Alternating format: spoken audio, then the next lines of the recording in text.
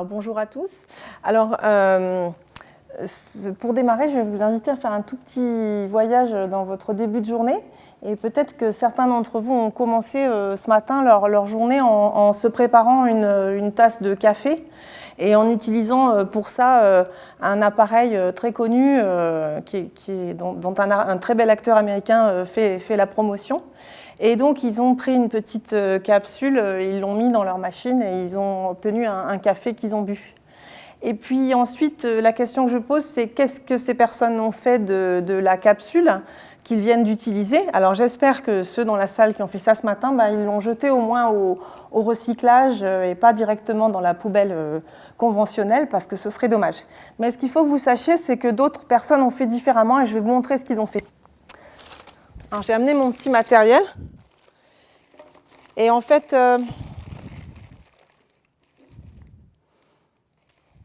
de ça, ils ont fait ça. Et avec ça, ils ont fait ça.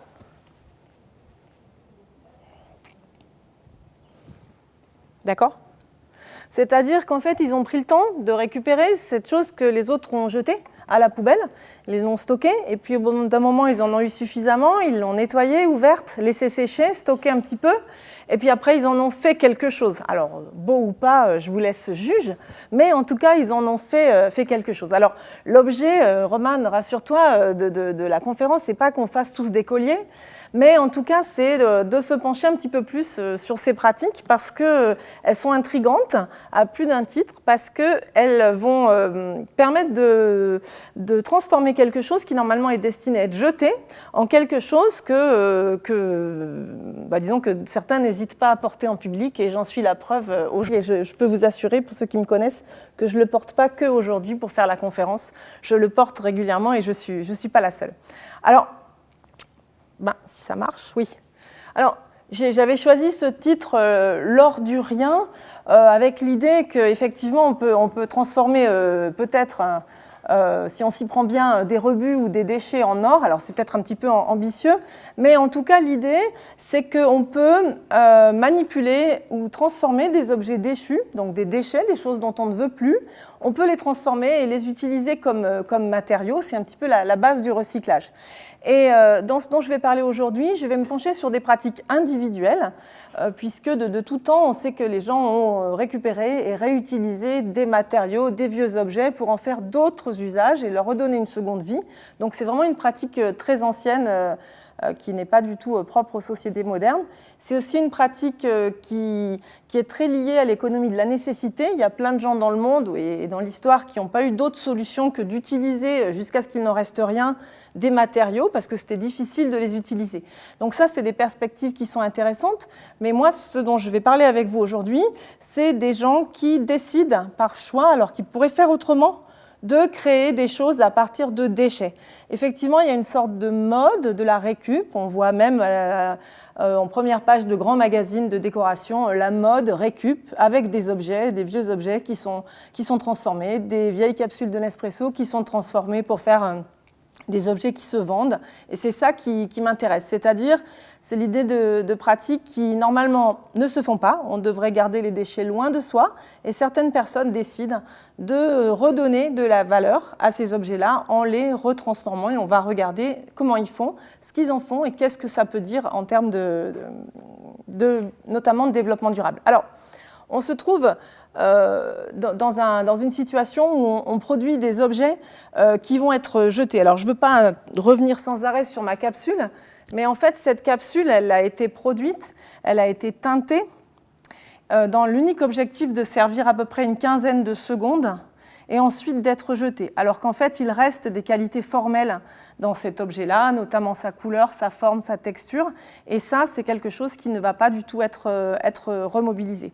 Et on se situe aussi dans une perspective au niveau de la France, par exemple, où on essaye, tant bien que mal, de se dire on produit énormément de déchets et ce serait peut-être pas une mauvaise idée de se demander ce qu'on fait de ces déchets-là et de pouvoir les réutiliser potentiellement comme ressources. C'est l'objet du tri sélectif qu'on vous demande de faire si vous habitez dans la communauté de communes de Chambéry. Et ce que je vais essayer de vous montrer, c'est que en manipulant ces déchets, des gens arrivent à changer la vision traditionnelle qu'on a des déchets. Alors là, je vous ai mis 4 photos. Je ne sais pas si on voit très bien, c'est peut-être un petit peu lumineux. Et je ne sais pas si vous m'entendez, si je m'éloigne de mon micro. Je vais le prendre avec moi. Oh. C'est un métier physique. Donc à gauche, vous voyez des gens qui sont en train de naviguer dans un port au milieu de déchets qui flottent. Ici, vous voyez une image que je suis allée prendre à Trialpes, au centre de tri de Chambéry. Ce sont des ballots de déchets qui sont... à Valespace, pardon, merci de cette précision. Des ballots de bouteilles en plastique. Et puis là, en haut, vous voyez des créations qui ont été faites au Festival des Jardins de Chaumont, où des gens ont créé des fleurs à partir de bouteilles. Alors après, on trouve que c'est beau ou pas, c'est un autre débat. Et enfin, vous avez l'entreprise pilote sur notre territoire qui transforme des bouteilles en plastique en stylos et dans lesquelles on peut voir réapparaître, je ne sais pas si vous connaissez ce produit, Bottle to Pen, où on voit réapparaître la forme du produit. Donc ça, ce sont des usages, on va dire, incontrôlés des déchets et des plastiques. Et là, on arrive à des usages qui sont plus intéressants, en tout cas au niveau du développement durable. Alors, je vais vous proposer une présentation en 3 points. Si je peux remettre mon micro, ce sera plus facile pour moi. Autour de la compréhension des pratiques de récup. Alors, d'abord, je vais parler des pratiques individuelles en essayant de montrer ce qui se fait dans ce contexte de société moderne d'abondance. Qu'est-ce qui se fait en termes de récupération et de recréation de valeur à partir de déchets? On essaiera de les analyser et de montrer justement en quoi ça crée de la valeur et à quel niveau. On verra qu'il y a plusieurs niveaux de création de valeur. Et puis, dernier point, on essaiera de discuter, et ce sera peut-être l'objet de la discussion d'après, sur les implications que ça a en termes de durabilité, c'est-à-dire qu'est-ce qu'il en est de ces pratiques vis-à-vis de la protection de l'environnement et d'une meilleure gestion des déchets. Qu'est-ce qu'on peut en tirer comme idée, comme bonne pratique ou innovation en termes de filière de recyclage, et qu'est-ce qu'on peut en tirer comme idée en termes d'éco-conception des produits pour essayer de transformer effectivement les déchets en ressources. Voilà, c'est le programme que je vous propose. Alors, chaque fois, j'ai essayé de mettre dans mes transitions une photo de bijoux, parce que j'aime bien, mais ça n'a rien à voir avec le sujet. Mais là, les bijoux, en l'occurrence, ils sont en train de se faire. Donc là, c'est le collier que je porte aujourd'hui, et vous voyez que ça se fabrique en écrasant les capsules avec un peu de la colle chaude entre. Donc je vous l'ai montré sur la photo. Alors, on va donner quelques éléments généraux sur les déchets, d'abord sur les catégories de déchets. Quand on parle de déchets, il y a beaucoup d'éléments, mais quand on parle de déchets domestiques, c'est-à-dire ceux qu'on génère, nous, dans notre consommation, dans notre vie courante, il y a effectivement une catégorie de déchets organiques, il y a une catégorie d'ordures ménagères, et puis il y a aussi toute la catégorie des objets en fin de vie, dont on va se débarrasser, pas forcément de façon courante, mais en tout cas, dont on est amené à se séparer au fil des événements. Et c'est vrai que c'est plutôt la catégorie ordures ménagères et objets en fin de vie qui va nous intéresser aujourd'hui. Alors, quand on traite de la question des déchets, on évite de renvoyer à des catégories, comme ça un peu antagonistes, entre ce qui est pur et ce qui est impur, entre ce qui est propre et ce qui n'est pas propre, entre ce qui est du registre de la sphère privée et ce qui est du registre de la sphère publique. Typiquement, les déchets, c'est un objet que vous avez possédé ou que vous avez utilisé, et il devient impur parce qu'au bout d'un moment, il est déjà utilisé, vous ne le souhaitez plus, et vous allez le sortir de votre maison ou de votre appartement pour le rendre dans l'espace public. Et quand il est dans la poubelle, on considère qu'il n'est plus vraiment à vous, et il va même être dans la rue, dehors, dans un espace commun à l'extérieur. Là aussi, le déchet, pour la plupart d'entre nous, il pose un problème à partir du moment où il est visible. Une fois qu'il devient invisible, il ne pose plus de problème. Alors c'est pour ça que j'ai mis cette photo où on voit quelqu'un ou l'espèce humaine qui sort de l'eau et puis qui replonge finalement en jetant ses déchets dans la mer. Et c'est vraiment quelque chose qu'on a beaucoup pratiqué, d'ailleurs qui se pratique encore beaucoup, en rendant le déchet invisible, il cesse de nous poser problème, en tout cas dans l'immédiat. Alors quand je dis cesse de nous poser problème, il pose tout un tas de problèmes environnementaux. Mais en tout cas, on s'en débarrasse, on gère la question en le rendant invisible, en s'en débarrassant. Alors, Ce qu'il faut voir, c'est que très souvent, les personnes qui vont gérer les déchets ou qui vont manipuler les déchets, ce sera des personnes plutôt en marge de la société. Et on peut établir un parallèle assez saisissant, je trouve, entre finalement toutes ces notions de requalification, de réhabilitation, de réemploi des objets et des personnes. Et par exemple, dans beaucoup d'entreprises de recyclage ou de tri des déchets, eh bien, ce sont des personnes en réinsertion qui vont s'en charger. Et c'est vrai que la manipulation des déchets, en général, n'est pas perçue comme une activité très valorisante. C'est plutôt quelque chose qui est perçu comme un métier un peu dégradant qu'on fait parce qu'on n'a pas été sage à l'école ou qu'on est dans un parcours social un peu plus chaotique. Alors c'est aussi pour ça que ça nous intéresse, parce que là, dans l'exemple que je viens de donner, eh bien, des gens, par choix, décident de manipuler des déchets. Et ça, c'est un petit peu aussi ce qui nous intrigue dans ce sujet-là. Dernier point, et on va le voir, quand on interroge des gens sur la façon dont ils gèrent leurs déchets, mais aussi dans la façon dont ils se séparent des objets qu'ils possédaient mais dont ils n'ont plus l'usage, eh bien on s'aperçoit que jeter des objets, ce n'est pas anodin. Et je vais essayer de vous expliquer un petit peu pourquoi, et vous allez peut-être vous reconnaître. Alors, la question qu'on se pose à plein d'étapes de notre existence par rapport à nos objets, c'est la question de garder ou de jeter. Et alors là, deux catégories s'opposent. Alors je pense qu'on a des représentants des deux catégories dans cette salle. Le monde se divise en deux. Le monde se divise, ou la France se divise en gardeurs et en jeteurs. Et je pense que, on va peut-être le faire là. Est-ce que dans la salle, il y a des gens qui sont plutôt gardeurs? Et puis après, je demanderai s'il y a des plutôt jeteurs. Alors, est-ce qu'il y a des plutôt gardeurs dans cette salle? Voilà. Et est-ce qu'il y a des plutôt jeteurs? Voilà. Alors, en soi, il n'y a aucun souci, ce n'est pas un problème, on a le droit d'être gardeur ou jeteur. Le problème, c'est quand on se marie les uns avec les autres, en fait. Parce que quand un gardeur épouse un jeteur, c'est vraiment un sujet de conflit domestique important. Qui nous ont bien fait rire au fil des collectes de données qu'on a fait sur ce sujet-là auprès de foyers, notamment sur le bassin chambérien. On a entendu des anecdotes où des gens vont en douce jeter le stock ou vider le garage de leur conjoint parce qu'ils en ont marre, qu'il ou elle accumule un certain nombre d'objets. Donc c'est un sujet de tension domestique, de savoir si on garde ou on jette. Donc il y a vraiment un trait de personnalité. Après, pourquoi, au-delà du trait de personnalité, il y a aussi le fait que des objets, même quand on n'en a plus l'usage, ils continuent à nous... On peut y être attaché parce que globalement, les objets qu'on possède nous représentent. Il y a un peu de nous dans des objets qu'on possède ou qu'on a achetés ou qu'on a aimés. Et puis ces objets, ils vont aussi nous survivre. Donc, ce n'est pas évident de s'en séparer.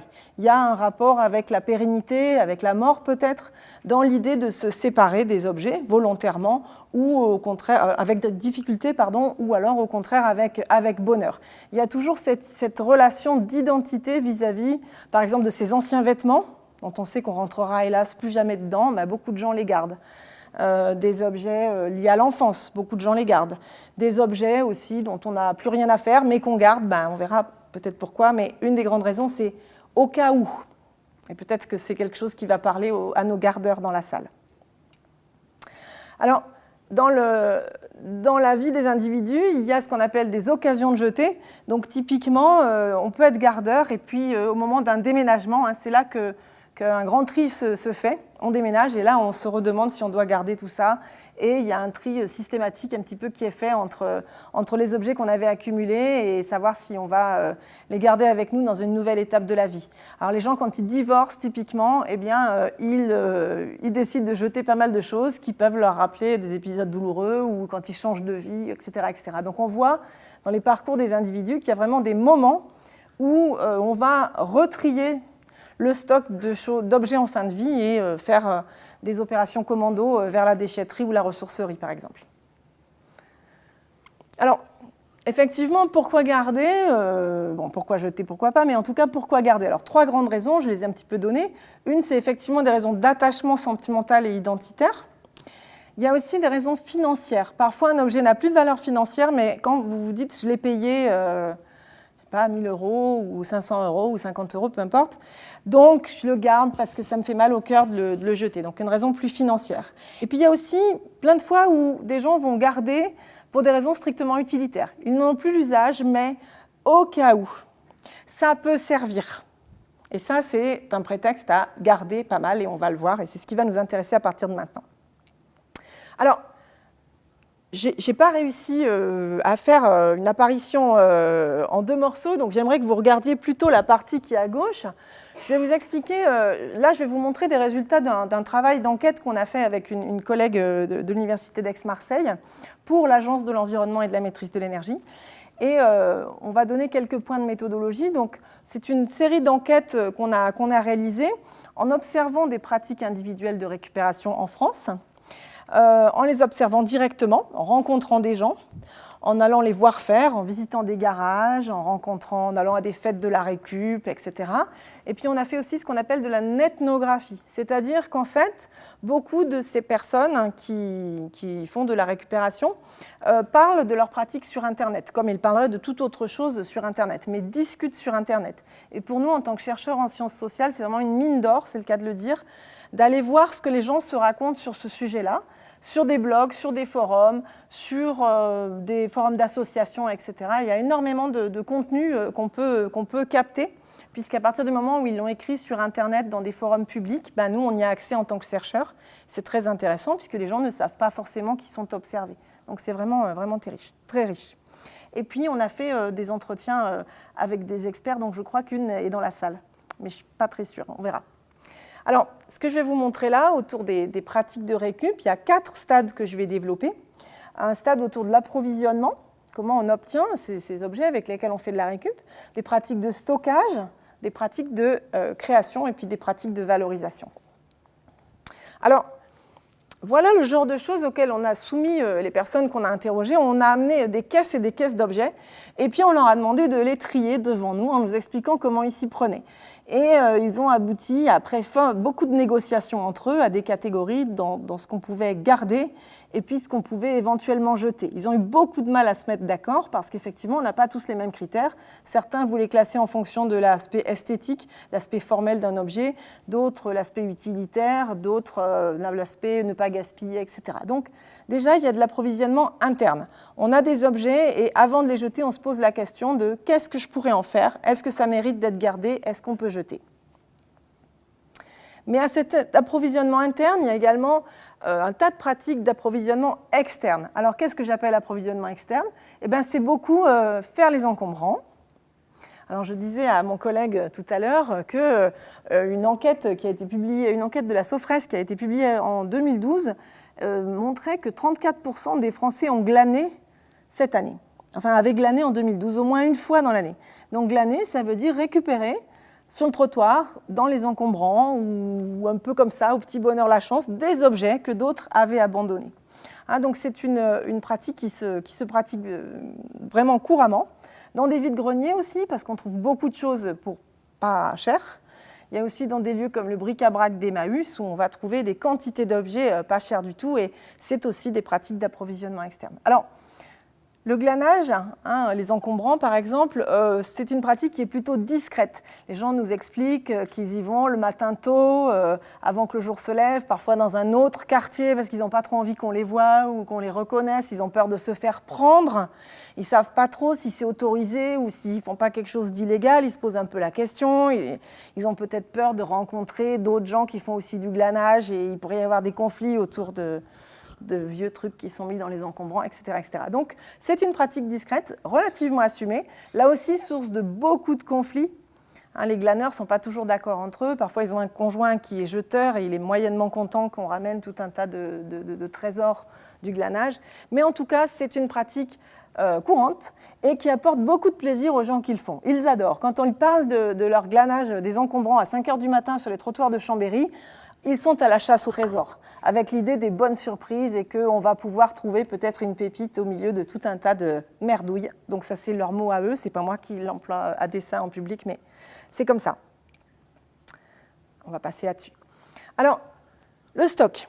Alors cette jolie photo, en fait, c'est pas une vraie photo, c'est une mise en scène d'un stock. Mais dedans, on y voit empiler tout un tas d'objets.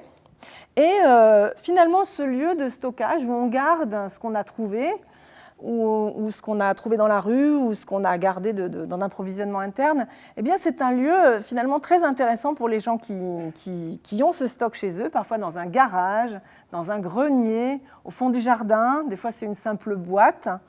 Et c'est un lieu où on va finalement stocker des objets, mais aussi stocker des projets, c'est-à-dire des envies de faire. On dit « Ah tiens ça, si un jour j'ai le temps, je ferai ci ou ça. Si un jour j'ai le temps, je prendrai tous les morceaux de ficelle que j'ai accumulés, je ferai quelque chose. » Donc il y a vraiment cette idée d'accumuler en vue de projet. Puis pour beaucoup de gens, faire un stock, c'est déjà un projet en soi, c'est déjà un plaisir. Et régulièrement, les gens parcourent leur stock, se demandent à nouveau s'ils gardent, s'ils jettent, qu'est-ce qu'on garde, qu'est-ce qu'on jette. Donc là, quelqu'un avait mis dans cette mise en scène un grand tableau, je ne sais pas si on le voit très bien, pourquoi je l'ai gardé, parce qu'effectivement, c'est la question face à cette accumulation. Ça, je l'ai mis là. Alors, ce qui est aussi intéressant dans ce stock, c'est que ce stock, c'est un stock où on va mettre des objets dont on ne veut plus, mais dont on n'est pas prêt à se séparer, et on va les mettre là pour qu'ils se refroidissent un peu. C'est-à-dire qu'on va les éloigner un peu de nous, on va les mettre là au garage, au grenier, à la cave, on attend un peu de voir si vraiment on est prêt à se séparer d'eux. On les éloigne de nous. Et puis peut-être que dans 1 an, 6 mois, 3 mois, au prochain déménagement ou au divorce, hop, on les sortira de la maison pour les emmener à la déchetterie. Mais c'est aussi un lieu où des objets rentrent. Parfois, on va trouver, lorsqu'on va glaner, un objet qui nous intéresse, on ne sait pas bien ce qu'on en fait, on le met dans le stock et il se réchauffe. C'est-à-dire qu'il était loin, il rentre dans un espace un peu intermédiaire et il va attendre un petit moment de voir si finalement on en fait quelque chose et on le fait vraiment rentrer dans la maison. Donc il y a cette idée de zone intermédiaire où on éloigne les objets et puis où on les rapproche de soi. Parfois, enfin, il y a ce que je vais appeler peut-être pompeusement un petit peu du design de création. C'est-à-dire que de temps en temps, les gens vont dans leur stock et font quelque chose à partir des objets qu'ils ont gardés. Ils font réellement une création à partir de la récup. Ça n'arrive pas tout le temps. La plupart des individus, dans la plupart des situations, ont un stock dont ils ne font finalement pas grand-chose par rapport à la quantité d'objets qu'ils ont stockés. Ils réalisent assez peu de choses, mais c'est comme ça. Donc parfois, il y a des créations qui se font. Alors parfois, c'est des créations esthétiques, parfois, c'est des choses plus pratiques. Je vais vous montrer des photos. Parfois, le déclencheur, c'est un matériau. On a trouvé un matériau qui nous inspire. On a eu des gens qui nous ont dit « Je suis tombée sur cette mousse en plastique formidable, ça m'a donné plein d'idées, j'ai fait un luminaire. » Voilà. D'autres fois, c'est « J'avais besoin de ranger mes clous, donc j'ai cherché un bidon. » L'entrée peut être comme ça. Alors, ce qui nous intéresse dans ces créations, c'est qu'il y a une modestie tout à fait assumée de l'origine modeste des produits. C'est-à-dire que les individus qui vont montrer ensuite leur création sont assez fiers de l'avoir fait avec 3 bouts de ficelle et disent volontiers en public qu'ils l'ont trouvé dans la poubelle. Ça ne les gêne pas. Ce qui là aussi est un petit peu intriguant parce que normalement, ce qui vient de la poubelle, c'est impur, ça ne doit pas rentrer dans la maison, on ne doit pas le manipuler. Et là, on est à contresens de ce mouvement-là. Donc l'origine modeste, elle est assumée, elle fait même parfois la valeur de l'objet qui est recréé. Et effectivement, cette étape-là, elle est plutôt valorisée socialement. C'est-à-dire quand vous arrivez à faire quelque chose avec des déchets, eh bien là, tout d'un coup, il y a un retour positif. On dit « Ah, c'est bien, oh, mais comme c'est ingénieux ». Tandis que quand on montre un gros stock bien encombré, là, il y a moins de retours positifs. On est plus dans peut-être même quelque chose de maladif. Il y a des gens dont on sait que ce sont des accumulateurs pathologiques. Mais... Alors là, je vous ai fait une petite compile de ce que des gens ont fait avec des bidons en plastique. Donc c'est ce que j'appelais une entrée ressources. Donc là, l'idée, c'est j'ai des bidons, qu'est-ce que j'en fais ? Qu'est-ce que je pourrais faire avec des bidons ? Donc il y a des objets plus ou moins beaux, plus ou moins travaillés, plus ou moins utilitaires. Donc il y a un balai, un objet qui sert à tenir le balai des toilettes. L'objet du milieu, c'est une petite pelle que des gens utilisent pour les crottes de chat. Donc voilà, c'est peut-être pas très esthétique, mais en tout cas, ça fonctionne bien.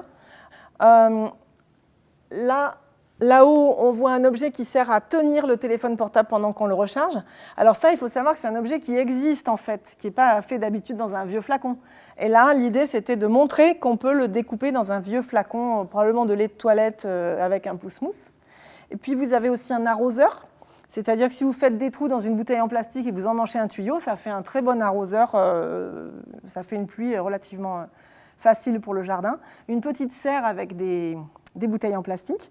Et puis le suivant, c'est une patère qui est fabriquée en maintenant la bouteille dans le jet de vapeur d'une cocotte minute, tout simplement, en chauffant et en compressant le jet de vapeur. Donc là, c'est une entrée. Qu'est-ce que je fais avec des bidons? Mais il peut y avoir d'autres entrées, comme celle-ci, qui est une entrée par les réalisations. Par exemple, je fais des luminaires. Et après, je prends des matériaux divers. Donc là, je n'ai pas de lunettes pour voir de près. Une passoire, des vieux bouchons, des diapos. Alors peut-être que les gardeurs dans la salle, ils ont des blocs de diapos, puis peut-être qu'ils n'ont plus l'appareil pour les passer. Donc là, c'est une bonne façon de les remettre en scène, les vieilles diapos. Et puis la lampe rouge au milieu, là, il y a toute une histoire. Une personne avait gardé pendant plusieurs années les sachets en plastique. Je voudrais que vous vous imaginiez cette texture, les sachets en plastique dans lesquels il y a le gruyère râpé. Vous voyez comment c'est un espèce de plastique assez épais quand même, souple et épais. Et cette personne trouvait que c'était très intéressant comme texture, elle les a gardés, propres bien sûr. Et puis un jour, elle a vu sortir cette bouteille qui est la Badois rouge, et elle s'est dit, ça y est, je tiens mon projet. Donc elle a découpé des fils dans ces sachets en plastique, elle les a tricotés avec des grosses aiguilles, et elle les a mis au-dessus de sa bouteille. Et voilà, donc le projet, c'est un projet qui dure sur 1 an. Il n'y a pas 1 an de travail, bien entendu, mais c'est un projet un petit peu sur le long terme. Alors, là, on peut avoir des logiques aussi autour du rangement, en transformant des vieilles valises, on met des dossiers dedans, en utilisant un moellon qui a des qualités formelles intéressantes. Il y a des trous, c'est lourd, c'est très stable, on peut ranger des outils. On peut aussi ressangler des vieilles caisses en plastique et mettre des roulettes, ça fait une bibliothèque tout à fait intéressante. On peut aussi, dans son garage, justement, étiqueter sa visserie, je ne sais pas si on le voit très bien, avec je pense que ce sont des flacons d'eau déminéralisée ou de liquide lave-glace. Et une fois qu'on les ouvre, ils sont extrêmement pratiques parce qu'il y a une grosse poignée et c'est tout au même standard. On l'étiquette, c'est vraiment très pratique. Et puis bien sûr, les petites boîtes de céréales qu'on coupe à mi-hauteur pour organiser ces tiroirs. Alors, bien sûr, vous pouvez acheter les mêmes à Ikea, il n'y a pas de souci. Mais là, les gens les ont fait à partir des moyens du bord et ils sont super contents de nous montrer leur réalisation. Alors, d'autres entrées, même si ce n'était pas notre objet, mais on sait qu'il y a beaucoup d'artistes qui travaillent les déchets avec une perspective vraiment esthétique. Donc, moi, j'aime bien cette œuvre d'art. Il s'agit de 2 frères corses qui font de la pêche. Ils appellent ça de la pêche. Ils vont au Cap Corse et ils récupèrent des objets pendant tout un été au Cap Corse, sur les plages et dans les rochers, et ensuite ils font des nuanciers. Donc là, ils ont présenté tout ce qu'ils avaient trouvé dans les tons de vert et de bleu, et c'est un grand tableau, peut-être de la taille de l'écran qui est derrière moi. Alors, maintenant que je vous ai montré ces pratiques, je vais utiliser une artiste, un designer qui s'appelle Floris Alno. Cette personne, elle vient de gagner un prix auprès de Coca-Cola, un prix du design durable, et elle transforme des bouteilles, elle les bombe à la peinture dorée, elle les coupe, c'est ce que vous voyez ici, avec un tout petit instrument. Plutôt moins, elle les fait couper par des femmes au Sahel. Ensuite, ce fil, il est tricoté sur des planches avec des clous. Il est mis dans le sable, il est laissé 2 jours dans le sable du désert. Avec la chaleur, ça prend la forme et ça devient la dentelle qu'on dirait en fait en or, mais qui en fait est du plastique peint. Et voilà, et elle les revend donc, dans un projet complet de commerce équitable. En tout cas, je passe à mon deuxième thème en disant on crée de la valeur à partir des déchets. Je vais essayer de vous montrer comment.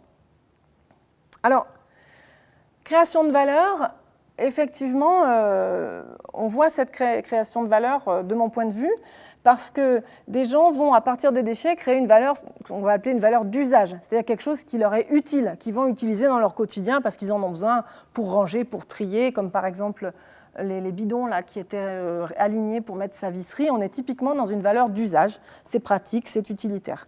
C'est aussi une valeur d'échange parce que ça a un certain prix sur le marché, ça se revend et on peut en tirer quelque chose, on peut l'offrir. Alors je ne sais pas si tout le monde serait très content de recevoir en cadeau la lampe faite avec une bouteille en plastique et du tricotage de sacs de gruyère, mais en tout cas des gens s'offrent ça pour Noël. On voit plein de numéros spéciaux avec du bricolage et des cadeaux écolo, fait soi-même, et qui visiblement a une valeur symbolique très importante. C'est aussi de la valeur économique, parce que d'abord, quand on fabrique soi-même, on a souvent un coût de revient qui est moindre à quand on achète directement, et il y a un marché pour ces objets-là.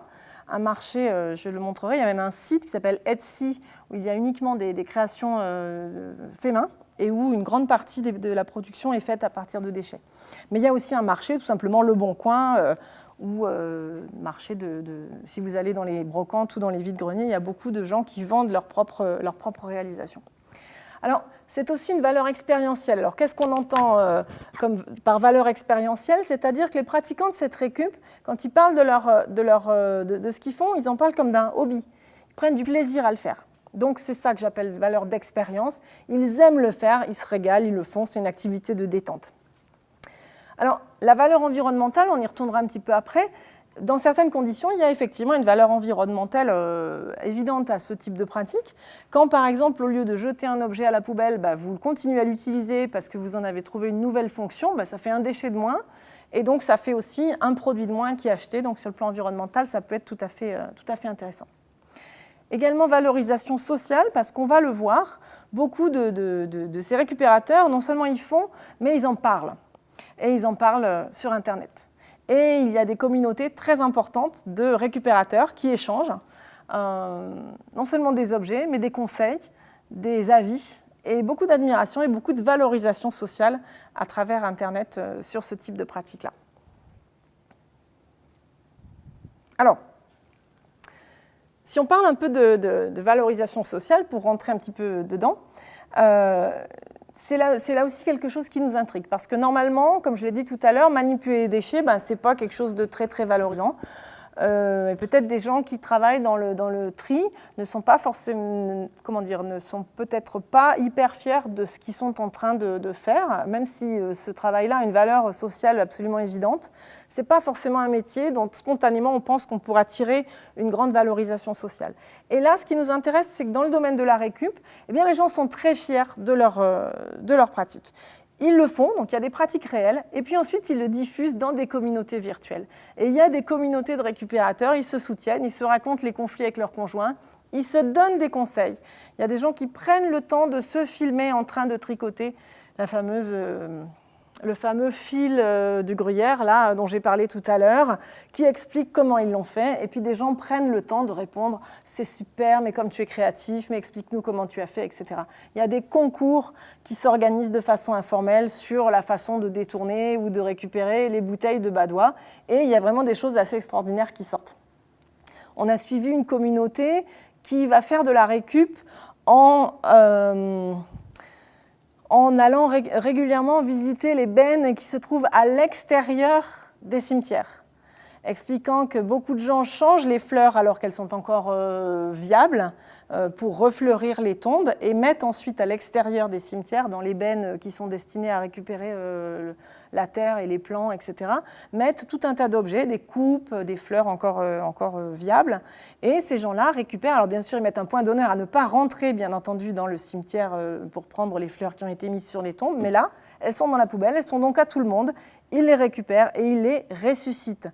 Là aussi, ce n'est pas moi qui utilise ce terme-là, mais c'est une communauté, il y a à peu près 700 personnes qui est sur cette communauté de récupérateurs des bennes de cimetières. Alors, j'ai voulu lier... Ah, j'ai pas fini, il y a un morceau que j'ai oublié, excusez-moi. Donc, dans ces communautés virtuelles, vous allez trouver des forums, effectivement, où les gens s'échangent des conseils, s'échangent des astuces, font des tutoriels, des démonstrations, vendent. Donc, allez sur Etsy, ce site de vente de particulier à particulier où on vend uniquement du fait main, c'est un site mondial, et vous verrez qu'il y a une bonne moitié des réalisations qui sont faites à partir de récup. Il y a aussi des expos. Et ça nous fait vraiment penser à ce qu'on voit dans le domaine de l'innovation et de ce qu'on appelle l'innovation open source. C'est-à-dire que des gens ont des idées dans leur coin et au lieu de les garder pour eux, ils les font fructifier en allant les échanger avec d'autres qui ont la même passion qu'eux. Et on est vraiment dans ces mouvements montants sur le domaine de l'innovation, alors qu'on est dans un sujet pourtant très, très banal, très terre-à-terre. Les déchets, c'est vraiment quelque chose qui n'a pas une grosse valeur économique au départ. Et on voit se développer ces mouvements de do-it-yourself, on fait soi-même, qui sont très en vogue. Des mouvements, ce qu'on appelle makers, où des gens vont bricoler, inventer, et ces idées-là sont parfois des innovations un peu low-tech, mais très intéressantes pour les entreprises, et je vous le montrerai dans la troisième partie. Alors, si on regarde ces pratiques, on voit qu'il y a un peu trois dimensions d'interprétation de ces pratiques, qui sont des pratiques de consommation. On consomme un produit jusqu'à sa fin. Et bien entendu, dans les discours des individus, on va trouver souvent une critique.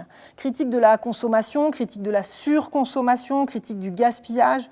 Beaucoup de discours autour du gaspillage, du fait que c'est honteux de jeter des objets, de produire des objets pour qu'ils soient jetés très rapidement, etc. Donc il y a toute une dimension d'être un peu malin, d'être un peu économe, d'être un peu décroissant parfois aussi dans cette approche de la récup.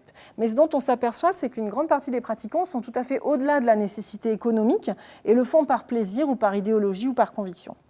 Mais il y a aussi, en plus, en parallèle, je ne sais pas comment on pourrait dire, de cette dimension critique, il y a aussi une dimension évidente de plaisir. Plaisir de la chasse au trésor et de la transgression un petit peu, faire les encombrants. Visiblement, c'est le grand frisson, se retrouver à 5 h du matin, à l'aube blafarde dans les rues de Chambéry pour faire les encombrants. Il semble que ce soit quelque chose d'assez excitant pour en tout cas les gens qui le pratiquent. C'est aussi une façon de réenchanter des objets banals. Il y a vraiment cette dimension de plaisir. Et il y a un plaisir de l'abondance. Il y a le plaisir d'avoir plein de choses, plein d'objets. Il y a un plaisir de l'accumulation qu'on pourrait, nous en tant que chercheurs en comportement du consommateur, on va l'assimiler au plaisir et à la surexcitation que des gens peuvent éprouver quand ils font les soldes. Vous voyez, une sorte de bouffer comme ça, de surexcitation en disant « il y a plein de choses, on peut tout acheter, tout d'un coup, rien n'est cher ». Oui, là, rien n'est cher, c'est même gratuit, on le prend, c'est au sol, on le prend. Donc il y a cette critique de la consommation, mais aussi cette envie de consommer et de consommer de la surabondance qui peut être un peu contradictoire, mais c'est comme ça.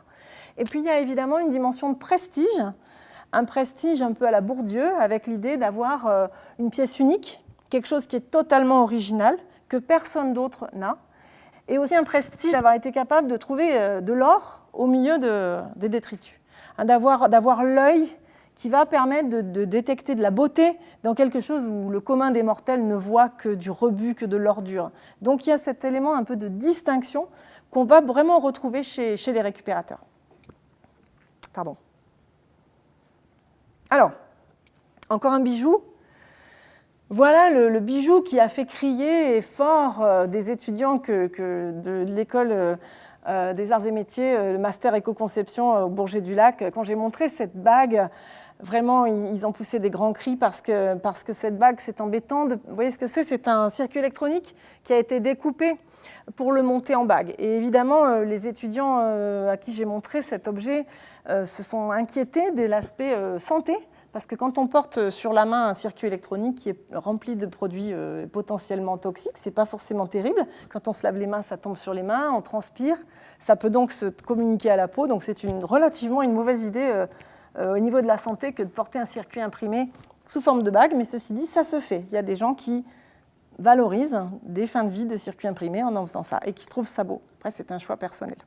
En tout cas, à travers cet exemple-là, je vous montre des idées glanées pour l'éco-conception. C'est-à-dire, des gens pratiquent la récup, qu'est-ce que ça nous donne comme idée autour de l'éco-conception, autour du recyclage, autour des filières liées à la gestion des déchets. Et est-ce qu'on peut en tirer quelque chose d'autre que des anecdotes pour se dire, tiens, des gens récupèrent et font des colliers avec des capsules de Nespresso. Alors pour ça, j'ai sollicité des jeunes experts, et donc une paire d'années, j'ai sollicité des étudiants en éco-conception et je leur ai soumis les pratiques individuelles des récupérateurs et je leur ai demandé de réfléchir à ce que ça pouvait leur dire en tant qu'éco-concepteurs. Est-ce que ça leur donnait des idées sur qu'est-ce que ça peut signifier de concevoir un produit pour qu'il soit au maximum respectueux de l'environnement. Et ça a donné des choses très intéressantes de mon point de vue, et je les partage avec vous. Alors, d'abord, la méthode que j'ai fait utiliser à ces étudiants, c'est ce qu'on appelle une méthode Lead User Innovation. Alors, c'est pas technique, mais l'idée, c'est que l'innovation, des fois, ça vient dans des laboratoires, mais il y a plein de fois où ça vient parce qu'on a observé des gens dans leur coin qui avaient une idée assez intéressante, dans leur garage peut-être. Alors eux, ils n'en ont peut-être pas fait une entreprise mondiale comme Apple, mais par contre, leur petite pratique dans leur coin a donné des idées à des concepteurs de produits. En les voyant faire, ça leur a donné des idées. Alors c'est le cas dans le matériel de sport, par exemple, où notamment je pense à l'escalade, où des gens ont adapté leur baudrier, l'ont fait évoluer comme ça, parce qu'ils étaient un peu bricoleurs, parce qu'ils avaient besoin d'une poche de plus, ils avaient besoin d'une sangle de plus, et puis ça a donné des idées à des fabricants qui ont peu à peu mis en œuvre de façon industrielle cette innovation qui était née de façon très modeste par une pratique individuelle. Alors, voilà ce à quoi on a abouti avec ces étudiants. L'idée, c'est que quand ils se sont aperçus que beaucoup de gens pratiquaient la récup, ils ont vu aussi que dans plein de pays en développement, le recyclage ne se fait pas, bien entendu, même ici en France, il se fait relativement mal, c'est difficile de le faire de façon efficace. Ils se sont aperçus qu'il y avait plein de déchets qui finalement n'étaient pas recyclés correctement et que peut-être éco-concevoir, c'était se dire... Eh bien, éco-concevoir un produit, c'est être sûr que même si son recyclage n'est pas fait dans les règles de l'art, il n'est pas polluant. Et c'était notamment sur les produits électroniques. Vous savez qu'une grande partie des produits électroniques ne sont pas recyclés, sont envoyés dans des décharges en Afrique, par exemple, et la pluie tombe dessus, et ils sont démontés à la main, même si ce n'est pas comme ça que ça devrait se faire. En fait, dans une partie des cas, ça se passe dans ces conditions-là. Donc, ça peut nous amener à dire que, de toute façon, le détournement, le recyclage informel, il aura lieu. Et qu'au-concevoir un produit, ça peut être une façon de se dire, tâchons de faire que ce produit peut être démontable sans libérer dans l'atmosphère des produits toxiques. Un produit qu'on pourrait désosser à main nue, sans avoir besoin de mettre un masque et des gants, parce que dans beaucoup de circonstances, malheureusement, il n'y aura pas de masque ou de gants pour le démonter et en tirer le meilleur usage. Voilà, c'est ce type de piste-là sur l'éco-conception qui les a fait réfléchir. Et peut-être qu'éco-concevoir, c'est effectivement proposer un produit qu'on puisse démonter sans le casser, avec des procédures facilement accessibles de démontage et l'innocuité de ce démontage. D'autres idées qu'on a vues, c'est... je vais vous donner un exemple. Je pense que vous connaissez tous le produit qui s'appelle Tetra Pak, le bidon de lait, par exemple, ou de jus d'orange. D'accord ? Donc, peut-être qu'il y a des experts dans la salle qui ne vont pas être tout à fait d'accord avec ce que je vais dire, je me lance quand même. Donc, on considère que le Tetra Pak, c'est un produit très intéressant pour l'environnement, parce qu'il est léger, ça isole bien, ça permet de transporter, c'est moins lourd que le verre, par exemple. Donc, ça a plein d'intérêts comme emballage, donc c'est plutôt un emballage intéressant.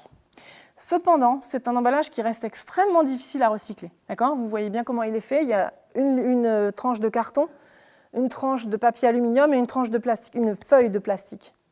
D'accord ?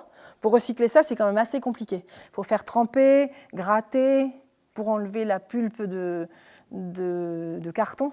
Et puis après, vous avez quand même une feuille d'aluminium collée avec une feuille de plastique. Donc on peut chauffer le tout pour faire fondre le plastique. Et puis ensuite, on peut récupérer l'aluminium qui n'est pas un métal ferreux. Donc c'est un peu compliqué à recycler. D'accord ? Même si c'est pas mal fait, c'est un peu compliqué. Et l'idée, c'est aussi que cette feuille de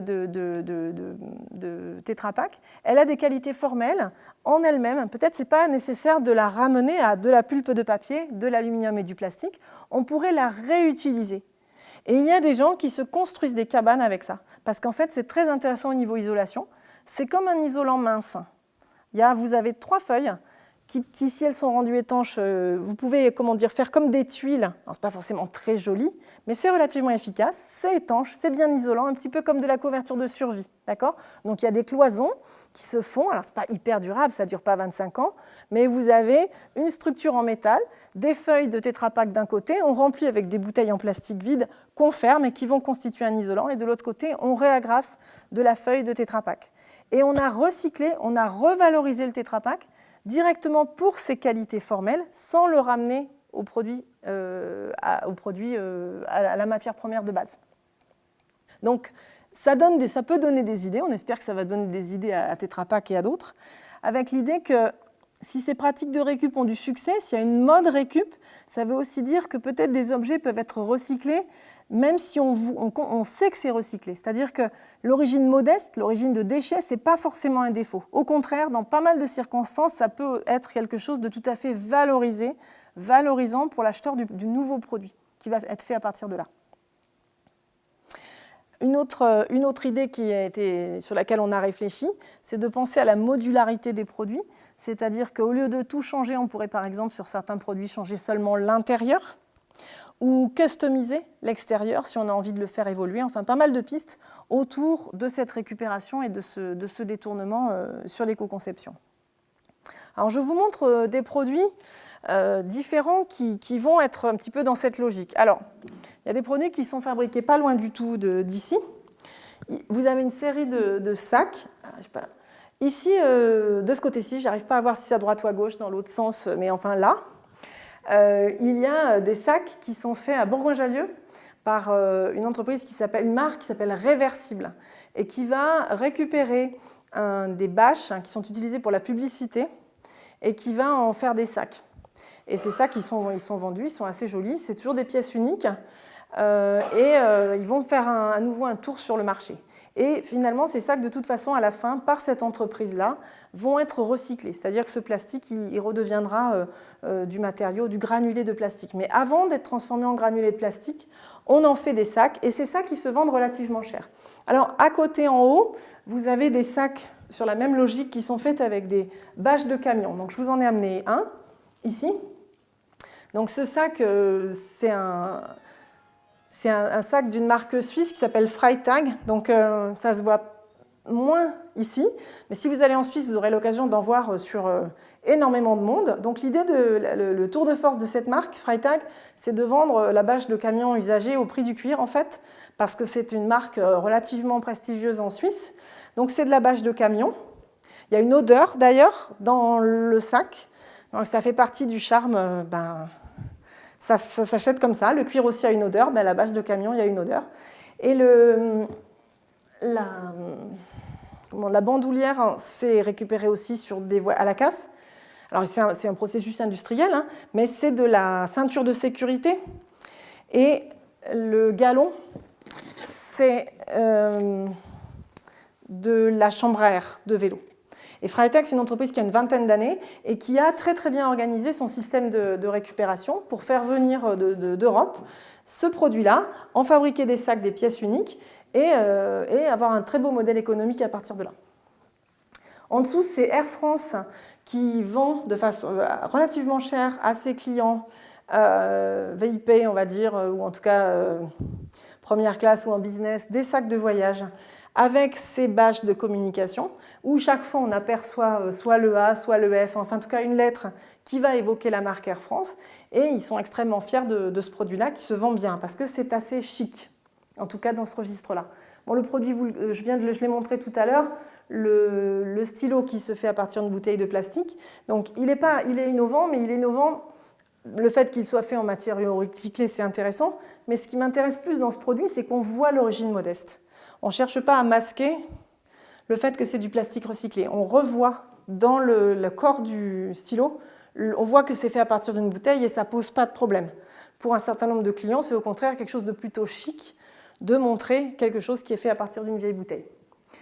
En haut, vous avez, alors la marque m'échappe à l'instant, vous avez une autre vision de la récup. Ce sont des tasses en porcelaine, mais qui ressemblent à un déchet, qui ressemblent à un gobelet jetable plissé. Ça se fait vers Valence, l'entreprise vers Valence, mais le nom m'échappe, je ne me souviens plus du nom. Alors, j'avais marqué Petit Atelier Hermès en pensant que j'aurais le temps de trouver une photo, puis j'ai pas eu le temps, puis j'ai oublié de l'enlever. Mais Hermès, la marque de luxe, va vendre une gamme qui s'appelle Petit Atelier, et elle va réutiliser tous ses déchets de production, et elle va proposer un jour par mois à ses artisans d'art qui travaillent dans les ateliers Hermès. Ils font ce qu'ils veulent avec le matériau, les chutes de production. Et ils vont créer des objets. Et vous pourrez aller voir sur le site Hermès, c'est des objets qui sont magnifiques, très créatifs. C'est fait par des artisans d'art, donc il y a une compétence technique derrière magistrale. Ce sont des selliers, des gens qui font de la porcelaine, etc. Ils font des objets très originaux qui sont vendus. Parce que c'est quand même du Hermès, même si ce sont des tasses avec des défauts, ou des cuirets raflés, ou des erreurs d'impression sur des foulards, par exemple. C'est détourné, refait, et ça se vend sous cette marque de Petit Atelier Hermès, et c'est très intéressant.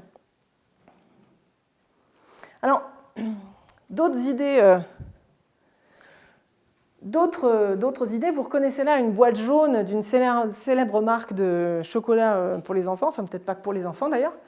Et on peut aussi imaginer qu'une marque comme ça, emblématique, on reconnaît tous cette boîte jaune, pourrait accompagner la seconde vie de ces objets. Alors, bien sûr, c'est bien de recycler ces boîtes de Nesquik pour ne pas les citer, mais peut-être qu'on pourrait, si on était Nesquik ou Nestlé, organiser un concours de détournement, parce qu'en fait, beaucoup de gens font quelque chose avec ces boîtes, des nichoirs, des rangements, il y a beaucoup de garages avec de la visserie, hein, c'est un outil parfait pour la visserie, ça s'étiquette bien, ça s'empile, c'est bien, c'est pas étanche quand on le retourne, mais en tout cas ça se ferme bien, c'est anti-poussière, etc. Et ça c'est finalement très valorisant pour une marque, que son produit ait une seconde vie au lieu de finir à la poubelle, même si c'est la poubelle jeterie. À droite, on le voit très mal, mais Coca-Cola organise régulièrement des concours de détournement de ces emballages. Et là, c'est un lustre avec des bouteilles de Coca-Cola à l'envers. Donc, ils vont utiliser la beauté formelle de la bouteille de Coca en verre pour faire un objet esthétique, enfin, en tout cas à dimension esthétique. Alors, là, j'ai un petit peu parlé des idées que ça nous avait données. Je voudrais en profiter pour revenir sur deux modèles. Je me remets là. Pour relier cette question de la valorisation des déchets et des déchets comme ressources, j'en profite pour vous présenter, dans la lignée de ce que je viens de raconter, deux modèles d'éco-conception qui sont particulièrement intéressants et qui sont relativement émergents dans le domaine de l'éco-conception. Alors, le premier que je vous montre, c'est le modèle qui s'appelle le modèle de upcycling. Alors, upcycling, c'est un petit jeu de mots autour du mot recycling, recyclage. L'idée de l'upcycling, c'est d'avoir toujours en tête la chose suivante. Quand vous prenez une bouteille en verre, par exemple, et que vous l'utilisez, et puis vous la mettez dans la benne à verre, bah effectivement, elle est recyclée. Mais elle ne redevient pas, par magie, une nouvelle bouteille. C'est-à-dire que pour qu'elle redevienne une bouteille, il va falloir réinjecter pas mal d'énergie quand même. D'accord ?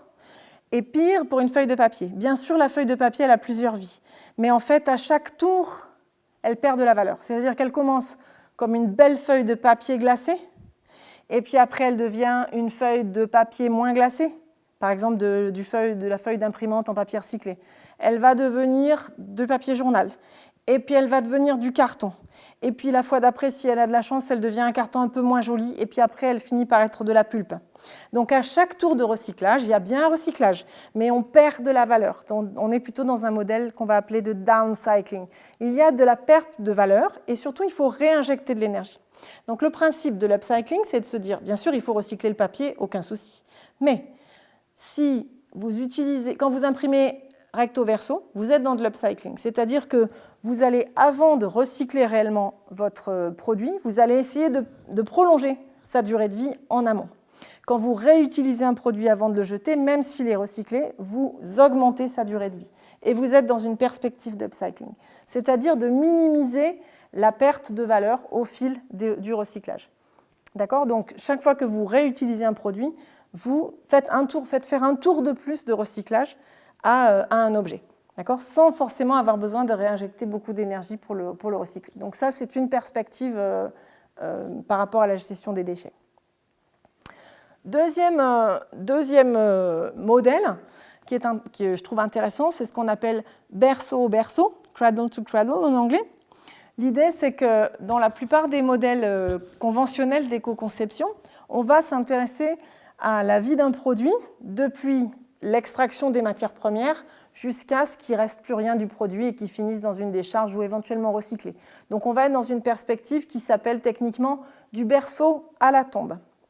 Cette approche-là, c'est de se dire, si on envisageait tout de suite la transformation du produit, c'est-à-dire qu'au lieu, donc dans une vision un peu circulaire de la vie, si on peut dire, un petit peu philosophiquement, qu'il n'y a pas seulement une vie pour le produit, qu'il ne faut pas réduire les impacts du berceau à la tombe, que c'est intéressant de se dire, bah tiens, ce produit, il fait un premier tour sous forme de, je sais pas, quelque chose, et puis à la fin de sa vie, il change de fonction, et il repart dans la boucle sous forme d'engrais, ou il repart dans la boucle sous une autre forme. Alors, je pense par exemple à une entreprise qui fabrique des sacs, et qui s'appelle, voilà, je ne me rappelle plus, qui se trouve en Haute-Savoie. Il propose des sacs à dos. Et c'est Picture, je crois, la marque. Ils proposent des sacs à dos et puis ils disent, en fait, si votre sac à dos ne vous convient plus, on a prévu des endroits où vous pouvez couper et le sac il se transforme en 3 trousses. Mais ce n'est pas moche, ce n'est pas avec effiloché. C'est fait exprès pour qu'on puisse couper et transformer ce produit. Alors, je ne sais pas combien d'acheteurs de ce sac à dos vont vraiment faire ça. Mais en tout cas, les concepteurs de ce sac à dos ont dit, voilà, vous l'achetez, il a une première vie de sac à dos. Quand vous ne l'utilisez plus ou que la taille ne vous convient plus ou que la couleur ou quelque chose ne vous convient plus, vous pouvez, au lieu de le jeter, même si vous le donnez à Emmaüs, c'est pas mal, mais avant, découper, vous le transformez en 3 trousses qui sont assez intéressantes, qui ont déjà une ergonomie de trousse autonome. On est dans du cradle to cradle. Voilà. Je ne vais pas aller plus loin pour ça. Alors, je vais conclure avec ce qu'on peut raconter sur une approche filière. Alors, je ne sais pas si certains d'entre vous ont fait dans leur jeunesse le tour à la décharge, parce que ça a été longtemps, pour beaucoup de nos informants, des personnes qu'on a interrogées, un lieu pour faire du glanage. Et beaucoup disent, on aimerait bien pouvoir, à la déchetterie, récupérer, mais on n'a pas le droit, il y a plein d'objets dans les bennes, on aimerait bien descendre, mais on n'a pas le droit. Voilà. Donc, on pourrait imaginer des façons, ce que j'ai appelé un peu pompeusement un chaînon manquant, en disant, tiens, pourquoi on ne faciliterait pas le glanage? Pourquoi ça doit être à 4 heures du matin en douce? Pourquoi est-ce que ce ne serait pas officiel? C'est là, prenez-vous. Prenez, servez-vous. Il y a des magasins qui le font. J'ai présenté à Albertville il y a 15 jours. Personne ne m'a signalé, mais je l'avais déjà vu faire. Des gens dans un magasin, tout simplement, ils avaient mis devant la devanture un grand bac avec des cintres.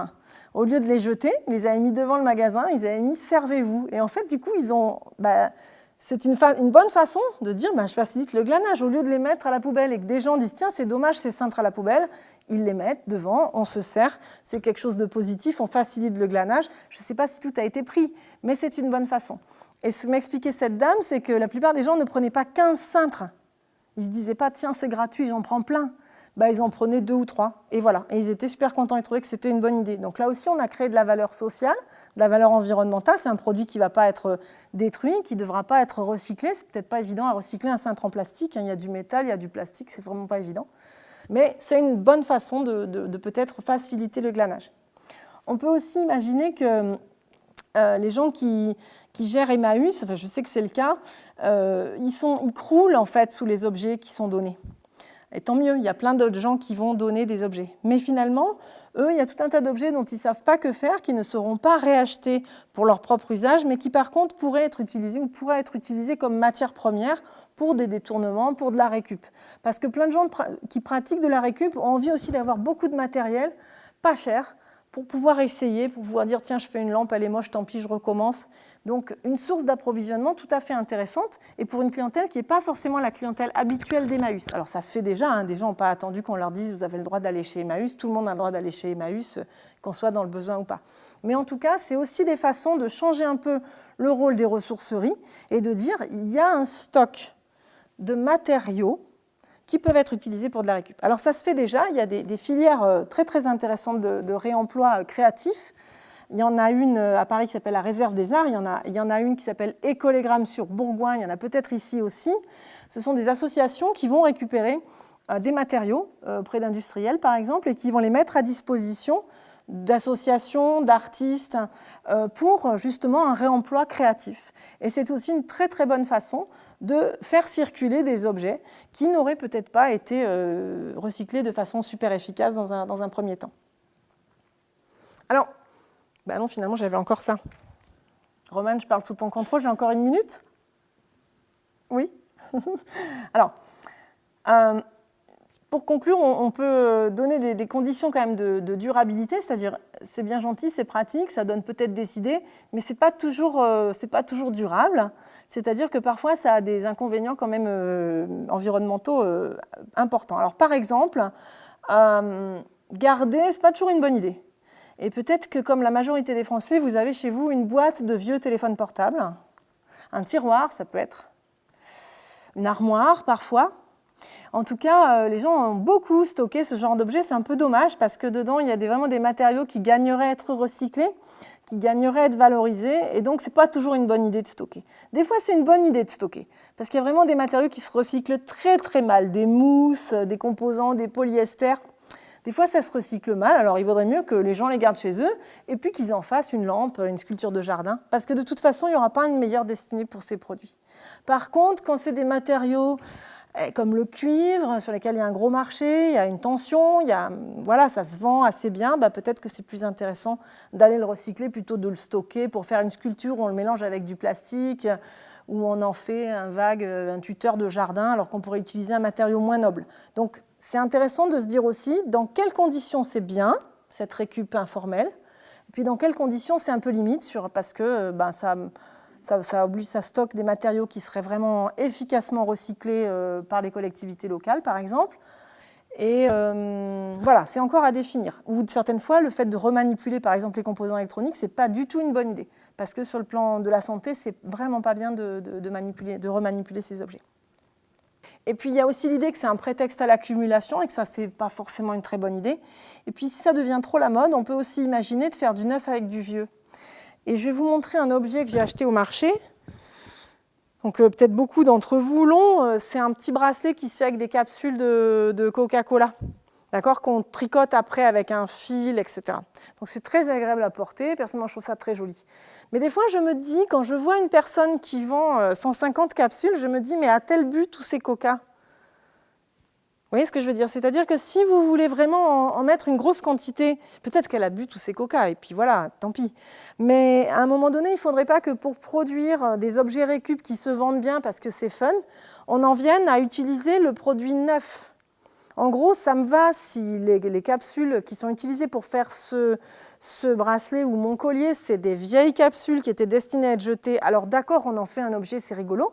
Si c'est prendre une capsule neuve pour l'écraser, pour faire comme si c'était un déchet parce que c'est la mode, là, on est vraiment à la limite, d'accord? Et je vais vous montrer 4 sacs. À gauche, vous avez, ici en tout cas, vous avez un sac qui est tricoté par des femmes africaines en coupant des sachets plastiques, ceux qu'on distribue au marché, vous voyez, qui sont très très très fins comme ça. Elles les coupent, elles en font les lavent, elles en font des lanières qu'elles retricotent pour faire un sac qui est réutilisable. Donc là, on est vraiment dans quelque chose qui va enlever un déchet de la nature et qui va le réutiliser pour limiter la production de déchets successifs. Vous avez le sac Freitag que j'ai montré là. Donc là, on est sur un produit en fin de vie qui est changé et qui va trouver une seconde vie avec de la valeur. C'est-à-dire ça se vend relativement cher, ça crée de la valeur pour les industriels. Donc c'est une filière qui est très viable. Et puis en haut, vous avez c'est marqué Stolen Bag, donc c'est une petite plaisanterie à partir du sac que vous reconnaissez, le sac Ikea, qui est transformé en une robe. Donc là, c'est peut-être rigolo, mais en fait, c'est un sac qui a été encore en usage, donc c'est un peu dommage de gaspiller un sac pour faire juste une robe de déguisement. Bon, c'est anecdotique, voilà. Le dernier sac, là-bas, c'est un sac Louis Vuitton. C'est en veau, en fait. Donc, l'idée, c'est que des gens ont créé un sac en veau glacé pour ressembler à un sac poubelle. Donc là, on est quand même dans de la récupération de la récup, d'accord? Donc, c'est à la mode. Enfin, c'est à la mode. Donc, ce n'est pas un sac qui est destiné à être vendu, c'est un sac qui est destiné à faire parler, puis ça fonctionne parce que je vous en parle. Mais en tout cas, on est quand même dans la limite de cette approche-là.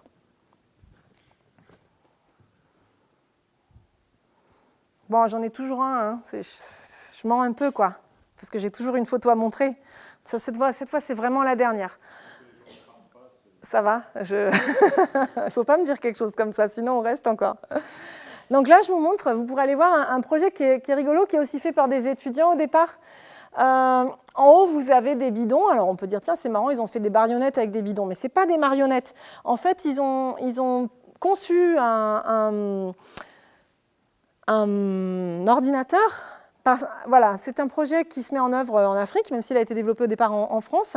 L'idée, c'est qu'il y a plein de déchets électroniques en Afrique et que finalement, on peut récupérer un jerrycan, d'ailleurs ça s'appelle Jerry, l'ordinateur il s'appelle Jerry, et à l'intérieur de ce jerrycan, on va l'ouvrir, on va mettre une fermeture éclair aussi de récup, et puis on va bidouiller et réassembler des déchets électroniques. Et c'est soutenu par Emmaüs, qui a une filière où ils ont remonté un système d'exploitation qui marche avec des vieux tromblons d'ordinateurs. Donc ça permet de faire marcher des ordinateurs qui ont plus de 10 ans et de les remonter. Et c'est assez intéressant parce que ça permet pour le coût, il est presque de zéro, d'avoir un ordinateur qui peut marcher. Alors ça fait évidemment, on ne peut pas jouer sur des jeux électroniques dernier cri, mais en tout cas, ça peut servir à un usage de base de composants électroniques. Ça redonne une nouvelle vie à des composants électroniques qui sont en très grande quantité en Afrique dans plein de décharges, et ça permet de les réutiliser et de donner une autonomie informatique, en tout cas aux gens qui les utilisent. Voilà, cette fois, c'est vraiment fini. Merci.